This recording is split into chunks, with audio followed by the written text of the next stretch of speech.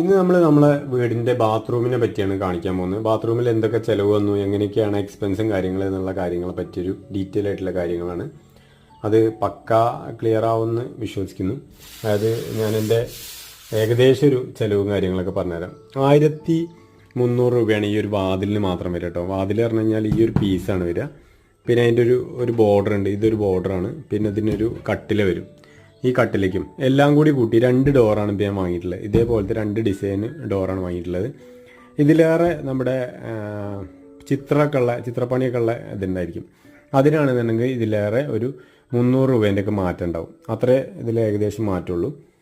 2 ഡോറും കൂടി എനിക്ക് 2900 രൂപ. അതായത് ഡോറ്, ലോക്ക്, ബാക്കിലുള്ള ലോക്ക് എല്ലാം കൂടി കൂട്ടിയിട്ട് കേട്ടോ. ഇതെല്ലാം കൂടി കൂട്ടിയിട്ട്. ഇതിൻ്റെ പണിക്കൂലി അല്ല പറഞ്ഞത്, പണിക്കൂലി വേറെ ഉണ്ട്.